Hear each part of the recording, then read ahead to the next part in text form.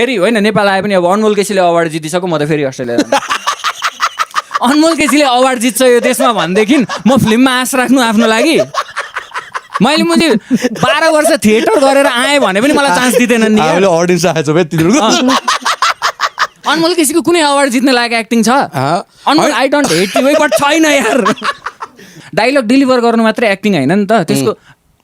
आफ्नो सहयात्रीहरू कस्ता छन् विपिन कार्की सौगात मल्ल त झन् अनमोल केसीले मजाले चिन्ने होला होइन इनसाइड जोक्सहरू नगरौँ मैले होइन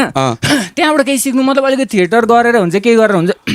मलाई त मन पर्दैन अनमोल केसीको एक्टिङ पर्सनल लाइफमा अनमोल केसी एकदम राम्रो भन्ने मैले धेरै सुनेको छु होइन बोलीचाली एकदम मिठो सबैजनासँग राम्रो हुने but professional life as a person मनपर्छ तर एज अ प्रोफेसनल एक्टर मलाई ठिक छ अब अनमोल केसीले कस्तो एक्टिङ गर यस्तो गर उस्तो गर हरेक फिल्म अनुसारको एक्टिङ त बेग्लै चाहिन्छ होइन हरेक फिल्ममा सेम भएर हुँदैन अब मान्छेहरूको क्वेरिजहरू कस्तो हुन्छ भनेदेखि यसको साटो सौगात दाइलाई किन नलेको यसको साटो विपिन कार्की किन नलेको भने पहिलो कुरो सबै एक्टर सबै फिल्ममा सुहाउँदैनन् होइन हरेक एक्टरलाई सुहाउने एउटा बेग्लै फिल्म हुन्छ त्यसमा पनि सुहाउँदैन त्यहाँ छ क्या गाह्रो चाहिँ मलाई त्यहाँ छक्क पर्छ क्या